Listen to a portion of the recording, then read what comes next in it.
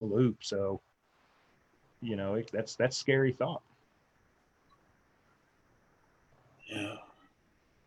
We're acting as if nothing is different because guess what? We're acting as if nothing's different, but ready for change, if that makes sense. Right.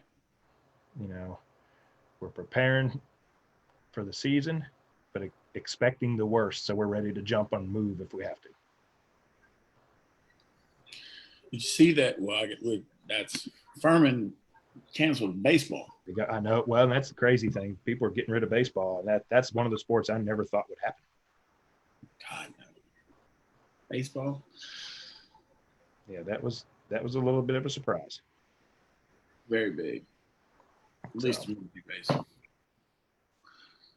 All right, we are in and rolling. All right, special episode of Full Court Press with Coach Jay. We're just going to talk basketball, take questions. Some of it, Coach Walsh is going to be on the board a little bit, and we'll go from there.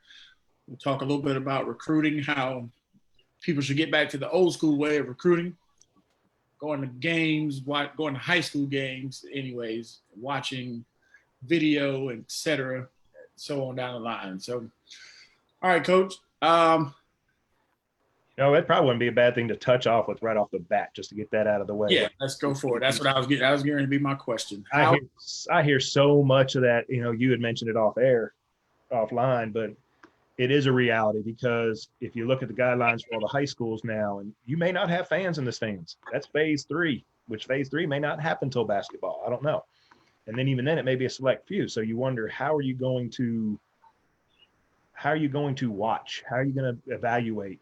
And back in the day with us dinosaurs, and any old coach watching this will understand, but back in the day with us dinosaurs, you either went to a high school game and that was it. There wasn't many summer events. So what you do is, you got synergy now. So as coaches watching synergy, we are constantly scouting every single opponent. So you're knowing the tendencies and you get to know everybody, period.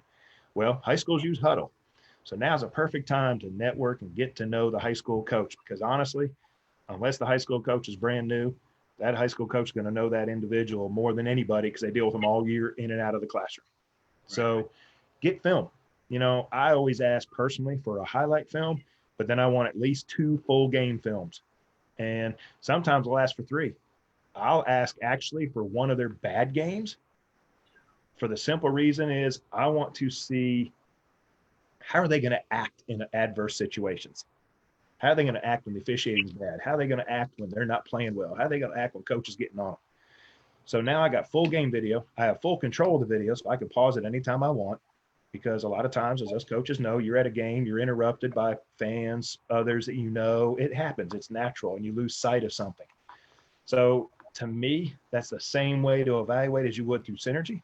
It's how, I guess, I've been fortunate, had success, even early in my career. And that's how we did it. Another thing is, when I first started at Hiawassee College, my budget was $9,000. It wasn't like I was going anywhere to watch people. I had to rely on video. And then we went to 2 Sweet 16s.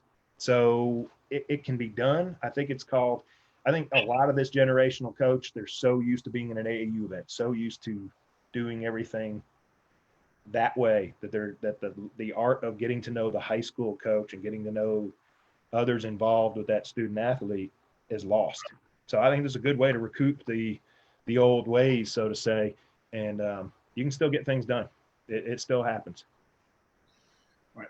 What do you think of coaches using like virtual tours, like you've done some yourself? How do you think that'll help some? Because some kids, this generation, kids want to see the campus, yep, so to speak. Me, I committed to Western Kentucky and I had never seen the campus. I didn't care. I just wanted to play basketball. So it's huge. I think the virtual tour, because of what you said, is massive. And there's a lot of programs and schools not using it. I've talked to a lot of coaching colleagues that have said, how are you getting all these junior, like we've had 3 commitments already. They said, how's that happening? Well, 2 of them saw us last year anyway. One of them was considering us in the first place and then hadn't been able, because of all that happened, wasn't able to get on campus. And they saw the virtual tour and fell in love with it. So what I'm doing though with the virtual tour is not making it exclusive. I'm having them watch that, and then this way they get an idea, a feel for the school. We've actually set up Zoom meetings where they'll talk to the players. if they want to meet with some of the players, set up some Zoom meetings with the team. Now they're getting to meet with the team right away, one-on-one, bam, gone. So we're getting them involved, thinking outside the box. So now when they do come on campus, so many times these kids come on campus for an official tour, they're nervous. Guess what? They've seen the campus. They've talked to the players. If they're nervous when they visit officially, there's probably a problem already. So we've eased that up. So our baseball team, oh my God, they went even more outside the box. Their coaches, they'll set it up with their, like we are here with the recruit, and they are walking around campus, showing everything and talking about everything, showing the facility, showing, and they end it with at the baseball field with their head coach giving a little bit of a spill to them. And so they're meeting the whole staff, seeing the whole campus, talking to each coach, seeing the locker rooms, you name it, they're doing it. They actually get to see one of the dorm rooms because one of the baseball players is still on campus, living on campus for the summer, and he has an apartment on campus. So they'll go to his room. He's a senior. He's from California, so he's not going back. That's the whole reason. What's going on in California, it's easier for him to stay here. And they'll talk to him. So now they're meeting a student athlete. I mean, they have done put it this way, their recruiting has gone through the roof for this incoming class because of it. They said it's just been unique, and a lot of them have told them, said, Coach, this is an opportunity we wouldn't have gotten from anywhere else. Wow. That is definitely outside the box. So college coaches, if you're watching this, you might need to be listening and take that into heat. I hate that I didn't hear that in the first place. I'd start doing that. I may do that with a couple others now, but it was great. It's a super idea.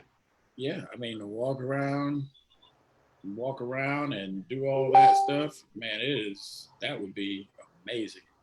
I know I would commit, because if coach is going to take his time, take his phone or his computer and walk around campus and show me stuff from that way. Yeah, I'm sold. Thanks.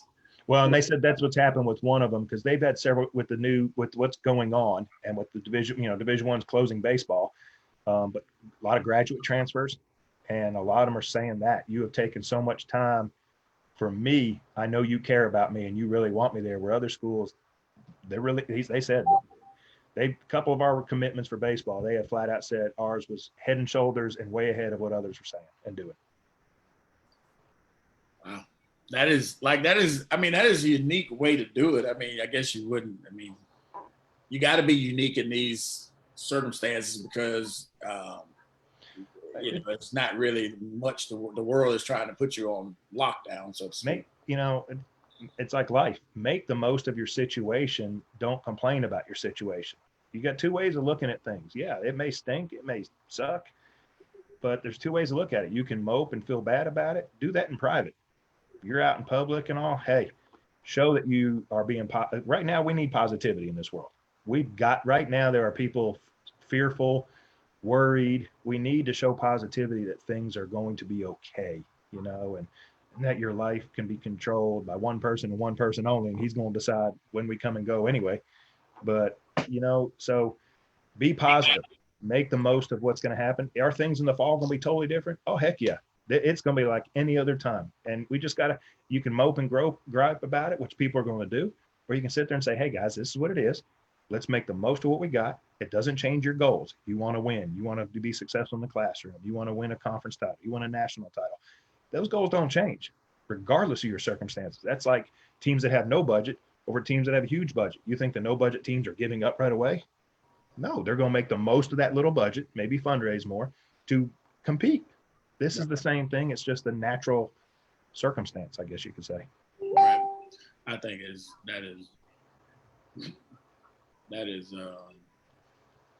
crazy. Like, I mean, it has me mind blown because I've never heard, like, I hear people say they're talking through Zoom and then, to Google Meet and Teams and all that, Microsoft Teams and FaceTime, but to actually walk around the campus and actually show it and do like you would if you were there physically, that is like.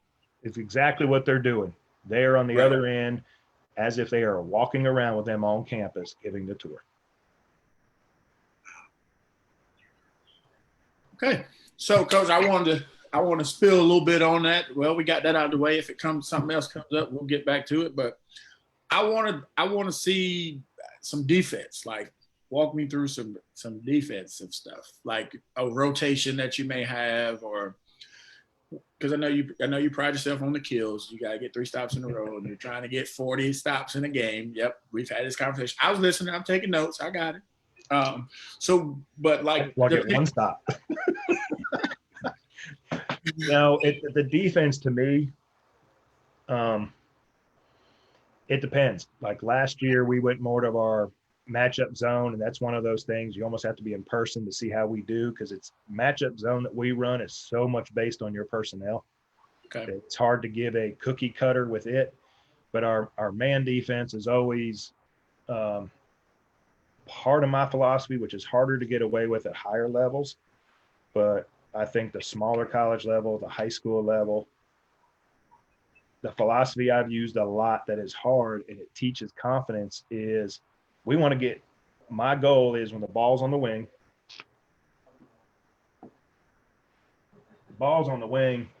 my goal is I want to be up in you, and I want 2 things to happen. I want to take away the 3 and take away the skip pass.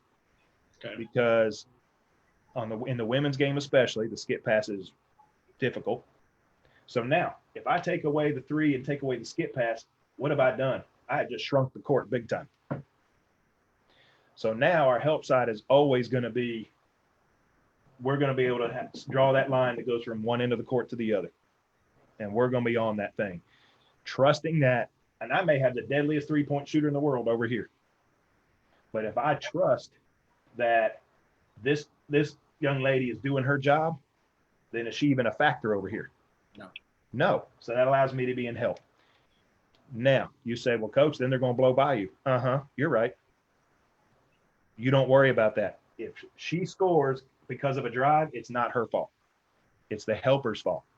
Right. And what this has also forced us to do is, a lot of times you get that initial help, the helper part works well, but it's that second pass, nobody rotates well. This actually forces that to happen. So if she beats me baseline, a lot of times, depending on the personnel, we're going to trap you right there anyway. This may be the next closest help person. That's her responsibility to keep her from scoring. She's then maybe rotating here. Someone else is rotating down. Okay. But depending on the circumstance, we may say run with and trap down there. So in other words, we're trying to get in their heads. It's okay to get up and pressure. Don't be fearful of pressuring. And that your role is no skips, no 3s. Okay. Which now, if I'm pressuring you there, the uncomfortable part says what? Get pushed out further, right? Well, the further you are out, how successful is your offense? Not very. That's actually a byproduct. Then, but again, you always hear people are going to drive by me. Well, that's the helper's problem. How many times do you have kids in help side are never in help side?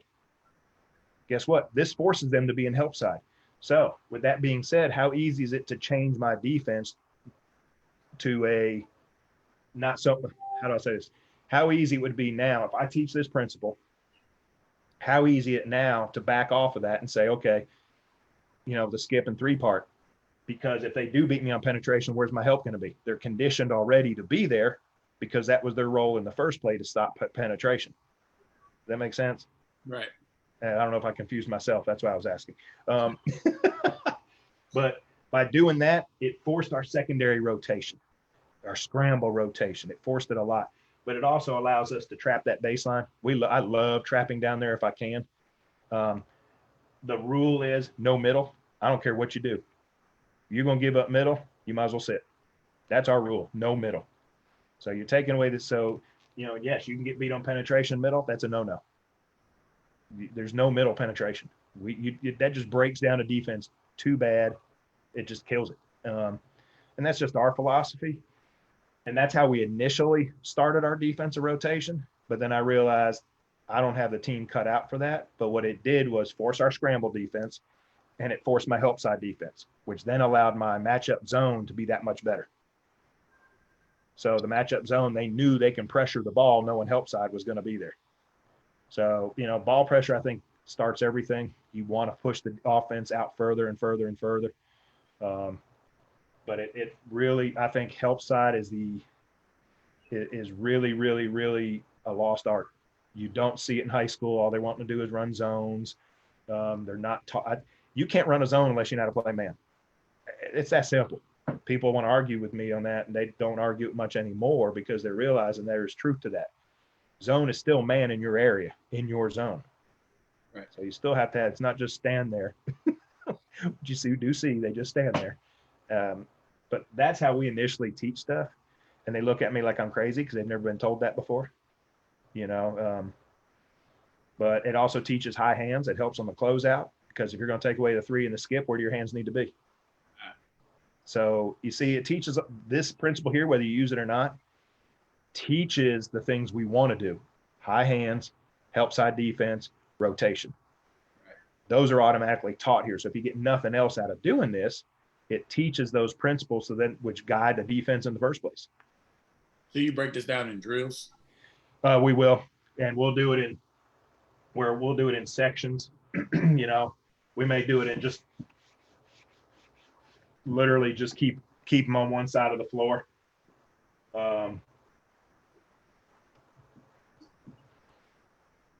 Offense. We will have a coach here, and then what we'll do is the coach will have the ball. So they're in their help position, which is up the line, on the line. And on the line means fingers, nothing else, because we're trying to get away from the back door. And then, so if the ball's here, that means help is here on this coach.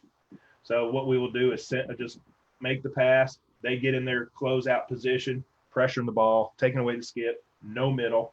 But then if the ball's here, now they're in their help. So they're in that spot there. Okay. So now with the coach there means, okay, there's good enough pressure. You can't throw a skip. And even if they do, and it's that fair catch ball they want to pass, she should be able to get to it. Right. Okay. If she does get beat on penetration, then what we're teaching is them to beat them outside the box, keep them from attacking middle. Again, no middle. So now she has the responsibility of no middle penetration, and it forces her to rotate to the backside where she needs to be. So it teaches the scramble part. So where's your trap going to come in? Are you just, or that's just a part? That's a call. That's a call. That's okay. something that will initially we'll go with the basics. Okay. But it may be a weaker ball handler or key player who is looking to score. Yeah. And we'll add that pressure. We'll say, hey, force her here.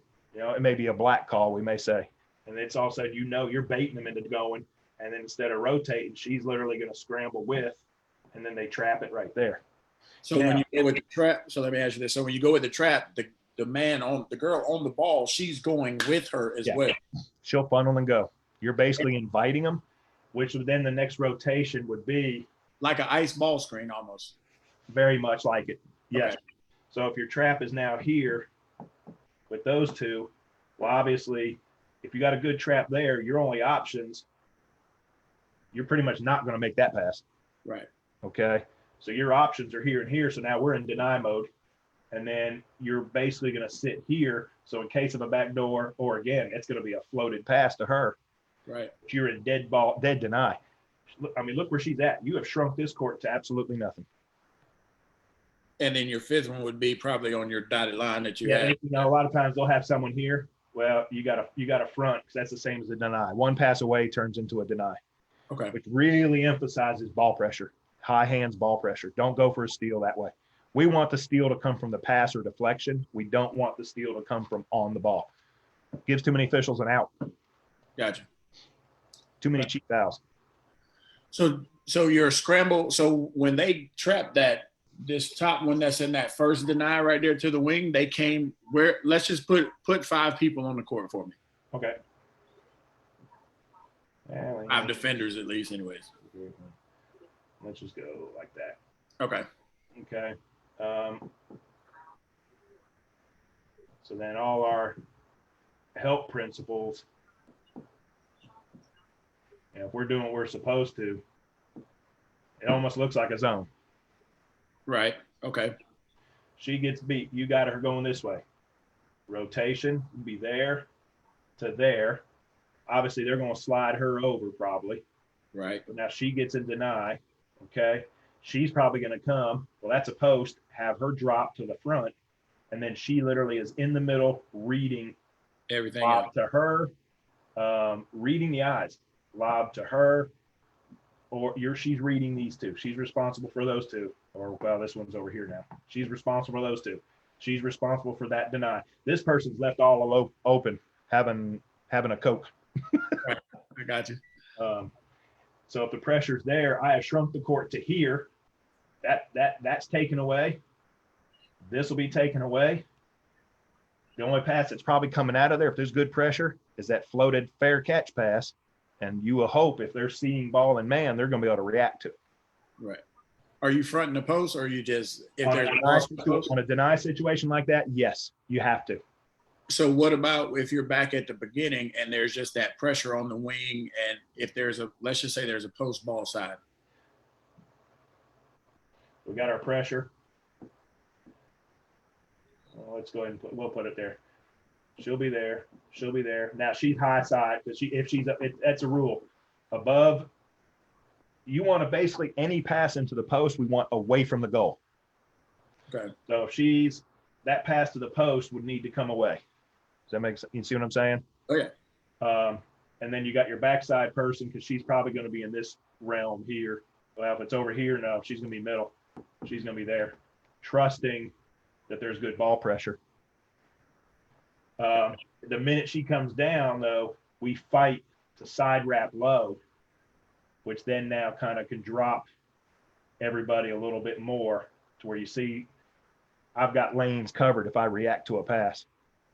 Right. So the rule to post defense is above or below the free throw line.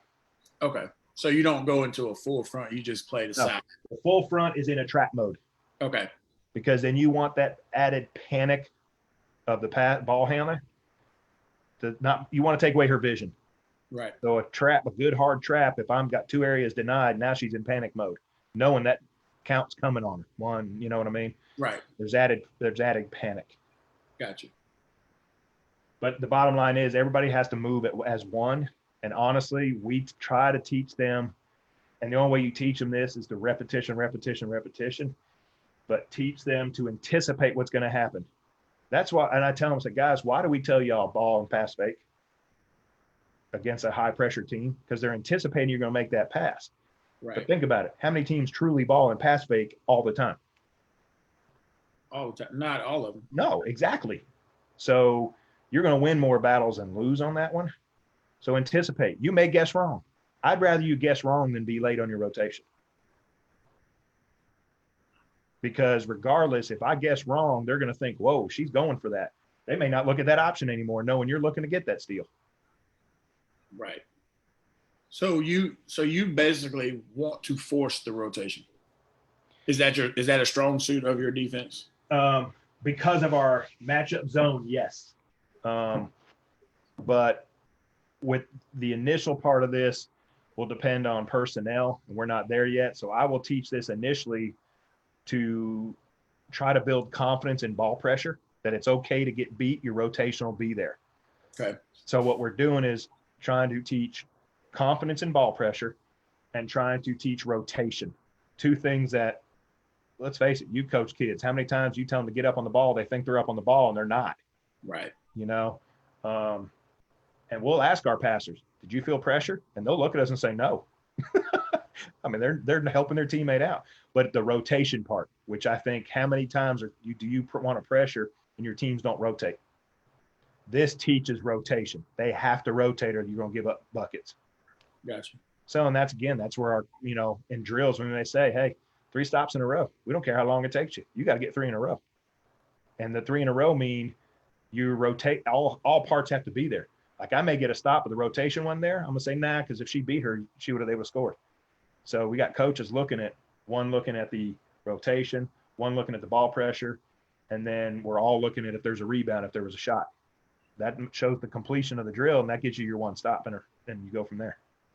So that's how you count your stop. That's how we get – yeah, because when we get to the 40 stops, it literally is first shot attempt.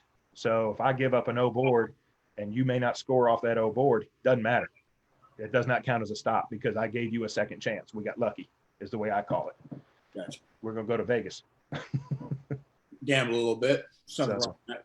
And I think with our added depth next year, we're going to do a little more of this with the addition of a 6'3" kid that's going to help us, because when you got a rim protector like that, you can, you know, that if you got a big back there that'll alter shots, then whoever's defending the ball tends to get a little more aggressive, knowing, oh, I got someone back there. It's okay. Oh, yeah.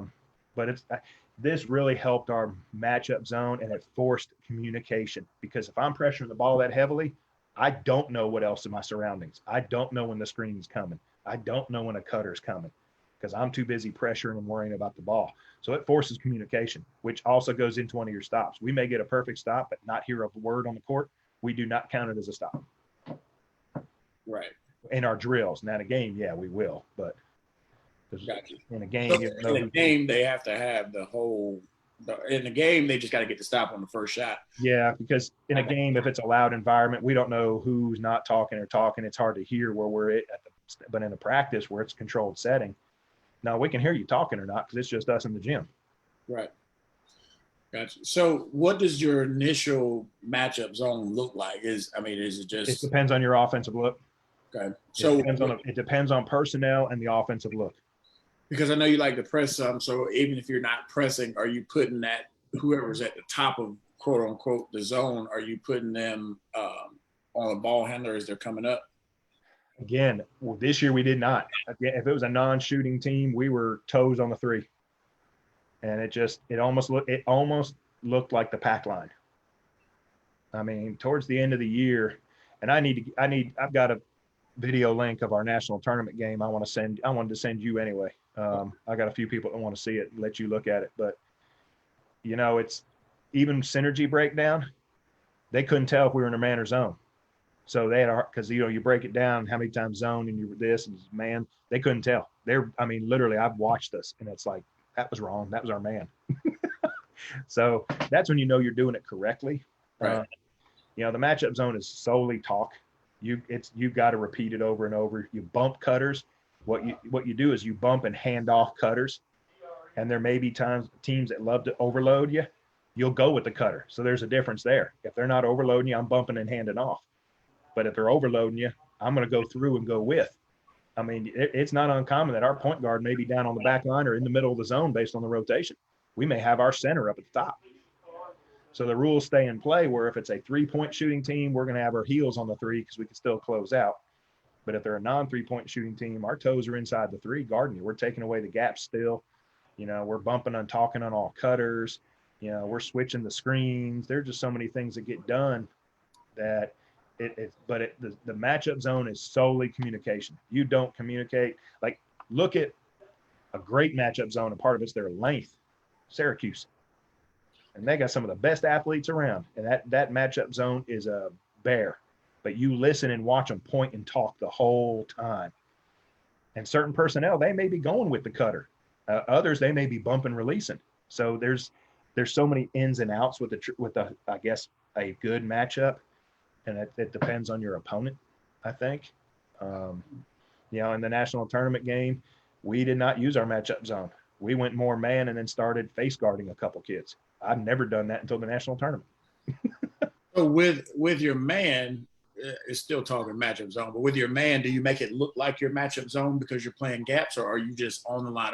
This past year, it was more gaps, yeah. So they looked very, very, very similar. Gotcha. The only way you'd be able to tell is if your offense had a ton of cutting, you're going to see us not release to anybody. Right. You'll only see the switching. You'll know we're in our this year. You knew we were in our man is if we switched everything with the ball handler. A ball handler coming off any screen, we switched. I mean, we switched everything. Our post is running away, and they switch with a guard coming up top. That's how you were able to tell the difference. Whereas in the matchup, you're not necessarily doing that. You're just talking and bumping cutters. Gotcha. Because in a zone, most teams don't try to screen a zone. So, it's just that's how you know you were doing it. When we first put it in, no, you can tell what we were in. It was bad. You could tell. But as we moved on and talked more and got more comfortable with it, you could not tell. And our defense showed for it. Conference play, we allowed 57 points a game. How effective do you think? I mean, obviously it was effective for you, but like, if you're telling a high school coach, should they put in a matchup zone instead of a traditional like 2-3, 3-2, that type of ordeal? I like it from the standpoint is it's so many man principles to it.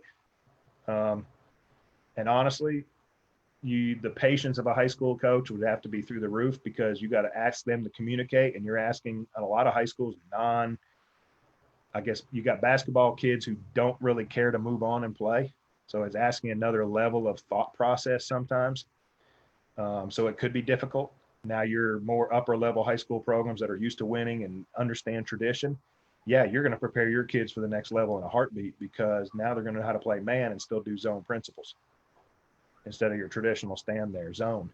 And it's also very tough to score against. If run correctly, you know, it's tough to score against. So if they do overload it, how you said you send them with it. So how would they, if they overload you, how are you going with it if you're still in the matchup? You literally shift and it's really hard to, they're going to be hard to diagram, but let's say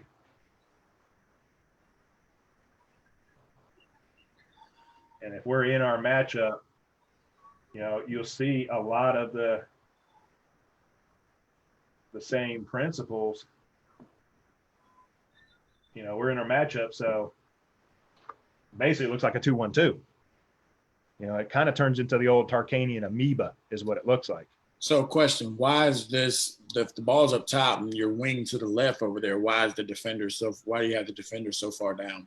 We're in our zone. You don't man up until she gets the ball. Got you. So now let's say we're in a situation where you got to look like this. This cutter comes here.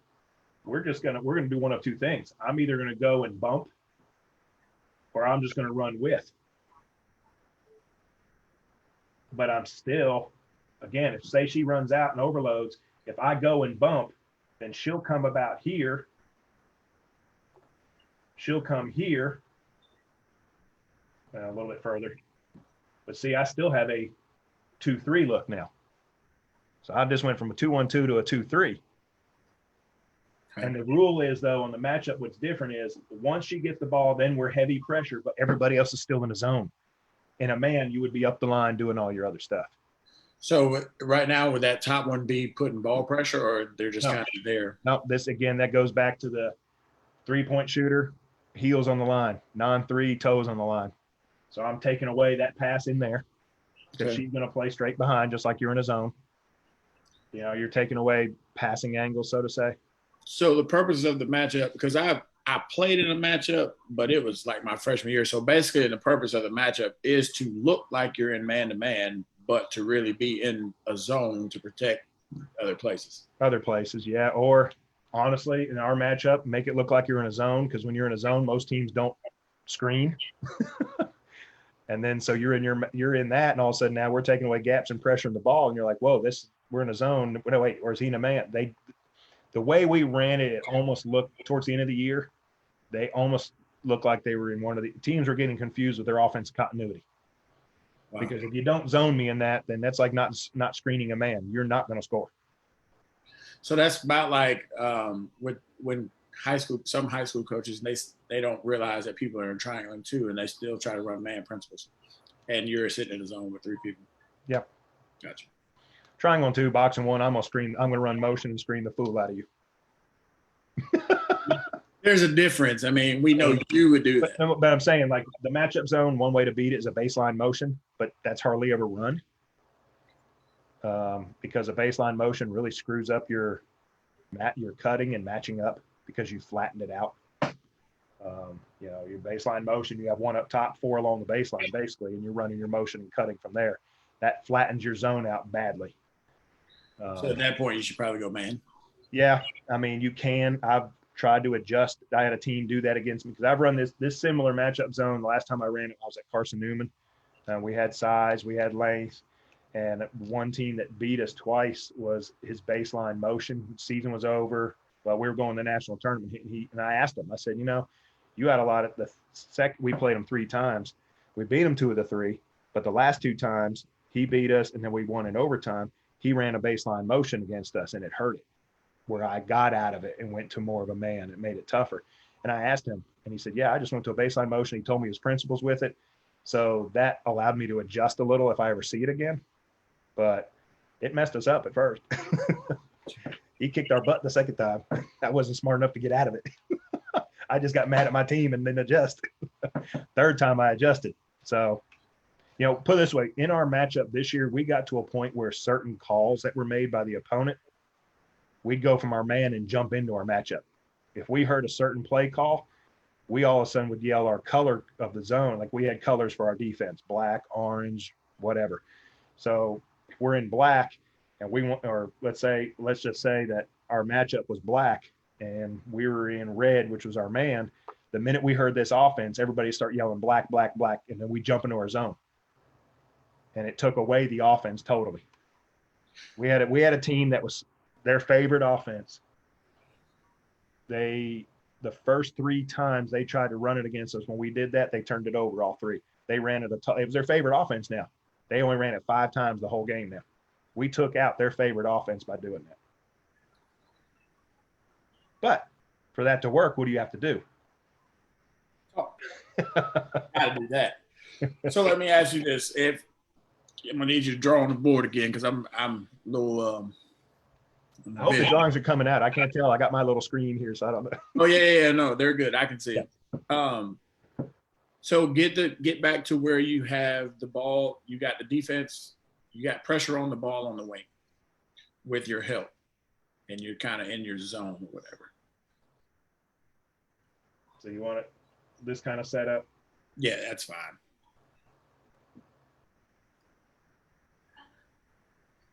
Because we are in our matchup, so we want it to look like the 2-3, so we're going to be down here.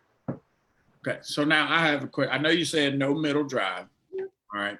She's still going to be shifted. No middle drive, but let's say a team. They get a middle drive against the zone. They're sitting. Yeah. Okay, but anyway. So let's say they take that middleman and go and set a ball screen right over there. You going to have her here? Yeah. Okay.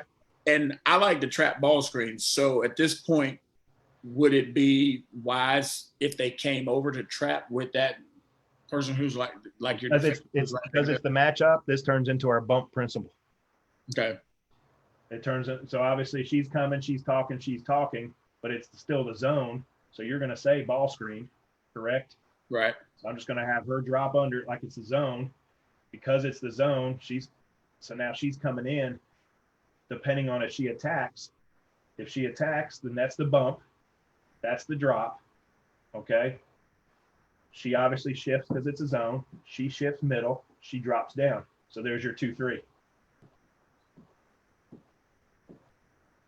Got you. I just shifted into a 2-3, took away your middle. So where do you have to pass it back out to?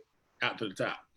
But now what I'm asking is, like you said, the bump, even with that bump right there, from the middle. See, I can point from me. You can't see me pointing. You got the screen. Okay, so your middleman, who you said would technically bump it if they got a middle drive, could I trap that ball screen? You might as well be in a man then, because you're going to be a little out of position, and here's why. I'll show you. I go to trap it.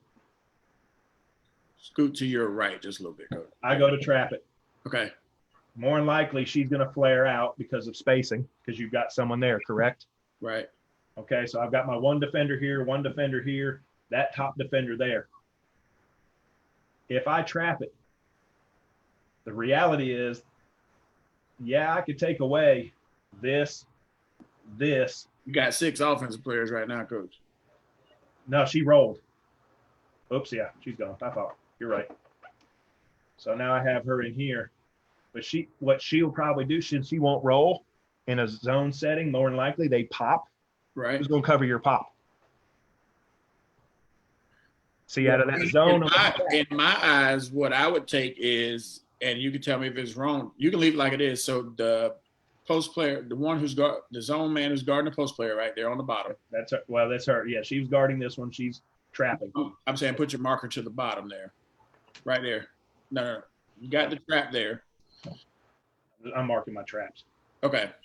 You got the trap there. Okay. So you're going to trap up here. Right. That's where she's going to go. Okay. So I'm going to trap.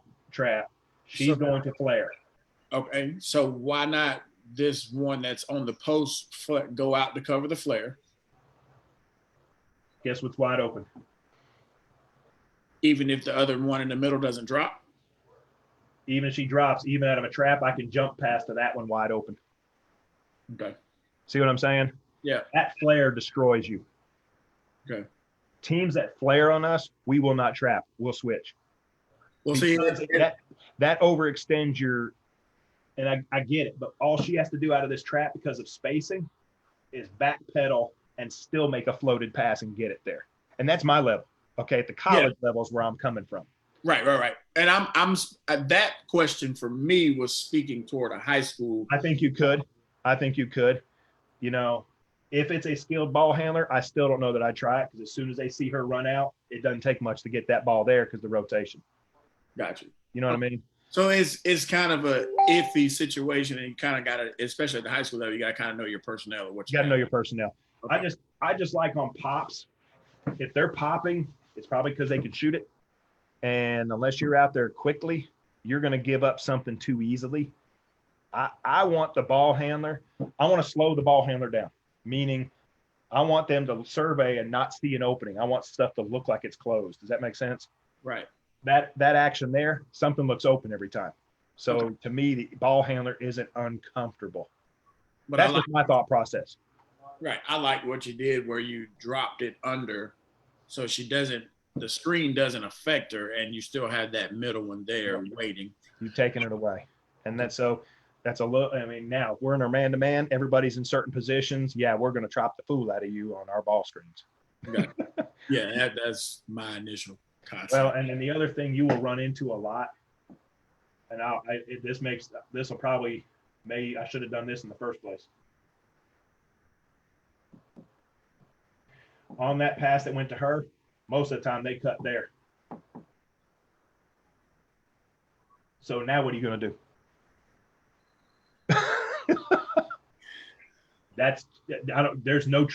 All they have to do, and if she pops, now you've got bang, bang, bang, bang. You can't cover it. That's impossible to cover. Yeah, that's wide open. That's the overload. That's the overload piece I was talking about.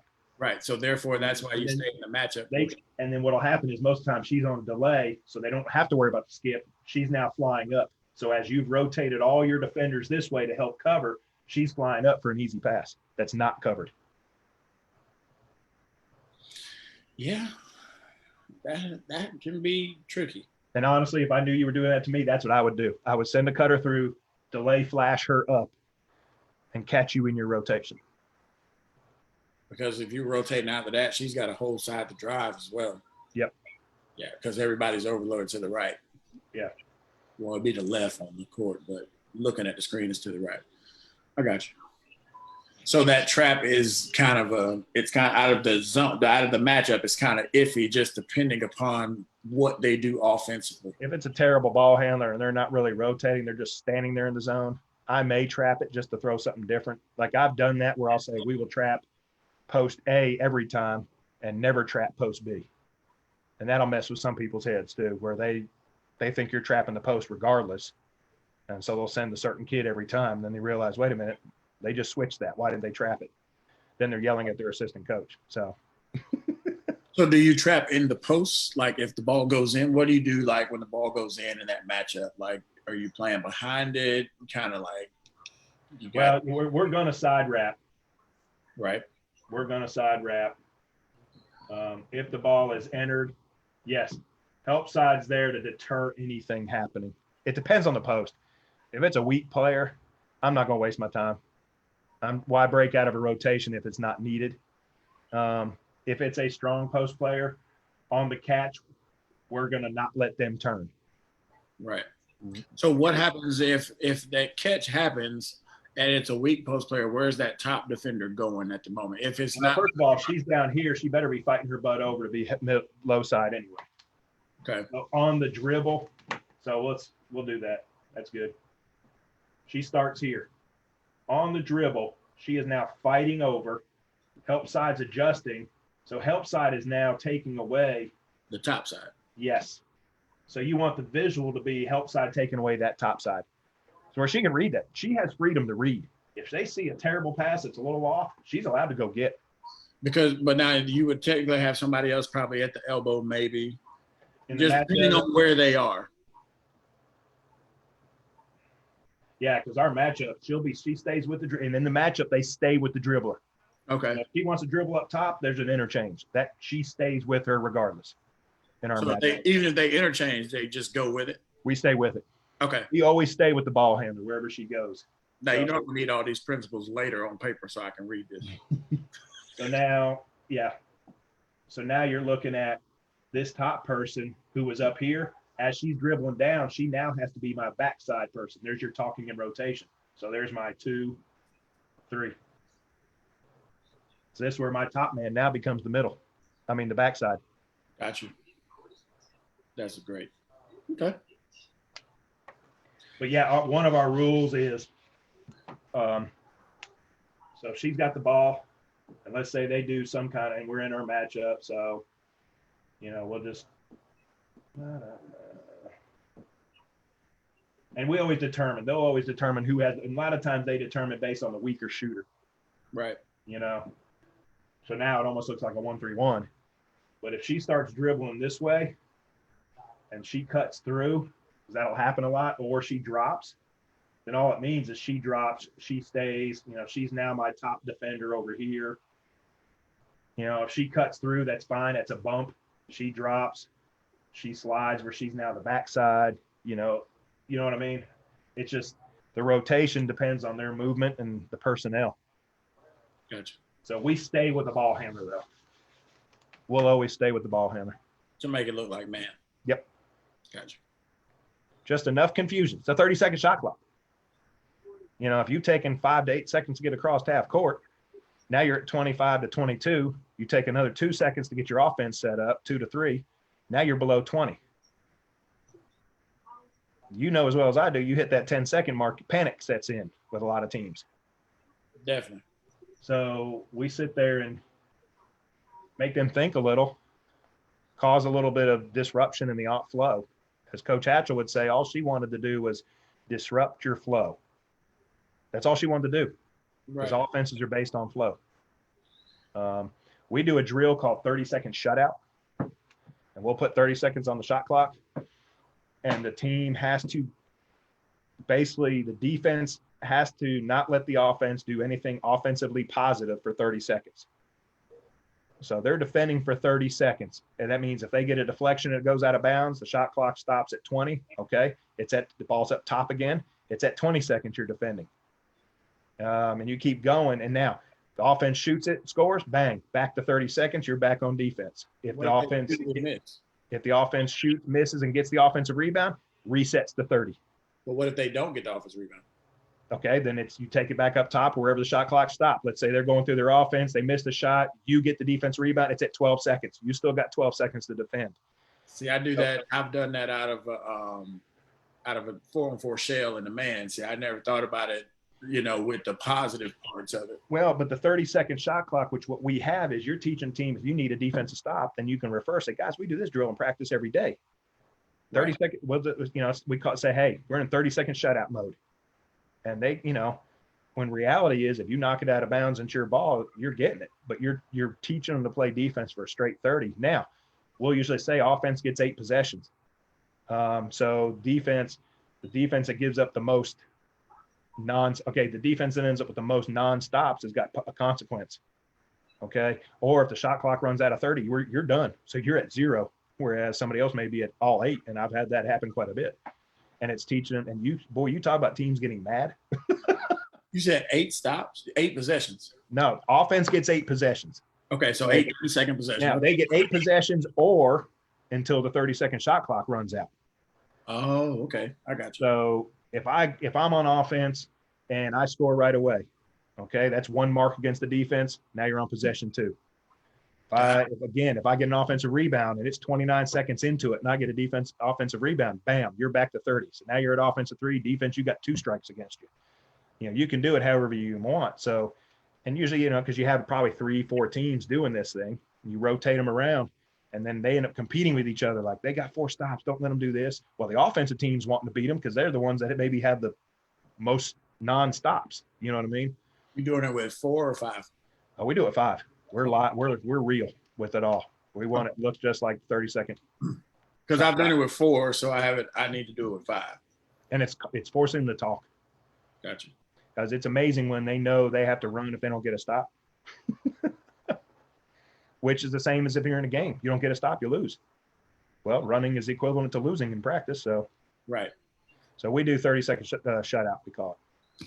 I like that. What other defensive drills do you break down? Well, just like 1 or 2 of them that you break down. My assistant does a lot of, just literal.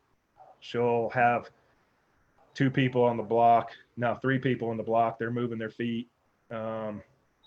Passes it out to somebody, and we work on our closeout into our help, talking the whole time. And she only counts it as if they move to the right position on the right timing with the amount of talk. And they'll keep going until they can do 3 positive ones, and she'll break it. She'll do it as a breakdown up to live. So when she throws it to somebody, they got to get a stop. I mean, just really that stuff is basically simple. That breaks into your bigger piece. But the main emphasis, always communicating, always moving your feet, always anticipating. So how do you decide? How do you work the closeouts? Because I know, because what I'm about to ask is, nobody knows. I mean that because that is the thing. Other than ball handling, we are constantly working on when we get kids. They have no clue. No, what I'm asking is, okay, because I know you said at the top of the zone they go to put pressure to stop that man closeout. We're going to teach everything from a man standpoint. Gotcha. So you just close out high hands. Because some of our matchup, we may tell them the pressure if it's a bad ball handling team. Right. So still basically close out with the high hands. Chopping feet, high hands, take away middle. Yeah, gotcha. Yeah. So again, that left foot up. That's where the principle of the no skips, no threes come in. Where do your hands have to be? Right. High. Yeah. So let me ask you this. So once the pass goes to the wing, and then if it comes back to the top, are you putting pressure on that top, or are you only putting pressure on the wing? Depends on what we're in. I mean, well, if we're in our man, we're pressuring everywhere. Gotcha. Yeah. Ball is being pressured, period. I want it uncomfortable. The uncomfort in the matchup comes from them not seeing the openings. So the ball tends to freeze, and as well as I do, when the ball freezes, how good's your offense? Not very good. And that's what we notice in the difference of the two. When our matchup, the teams, the ball's freezing, so they're not taking a good shot. They take and our man, the pressure is forcing them into bad shots because they say, oh, we got an opening because we just drove, and all of a sudden there's the help, and now they're forcing up something bad or trying to make a pass that they can't make. Now, at first, I'm telling you right now, those first 6 games of the year, 7 games of the year, I'm telling you, we couldn't cover a chair if we were seat cover. It took some time. You're talking a couple, 2-3 months before they really developed what we wanted and needed. Gotcha. Well, that was good. So as a coach, you've got to be patient and not get away from what is important to you. No, it will come together. That's good. That's like good stuff. You got anything else? I wanted to talk defense today, so that's just where I was. I don't get many people to talk about me. I wish my old mentor, my old college coach, had heard this, because he said I couldn't cover the ground if I was grass. That's what he told me one time. Oh, so to hear that I actually care about defense, but we use the defense to set our offense, and that's not necessarily through the the pressing. See how she did me, Coach? Did she not bring you your drink? She didn't bring me my drink. Because she knew that's why you sent her out there. So that kind of serves you right. Hey, look here. You're supposed to be on my side, Coach. I am, but I also know that if I ever see her, I don't want to get beat down. So. Well, Coach, I'm going to pull this off live. I appreciate you. No, I appreciate it. Yeah.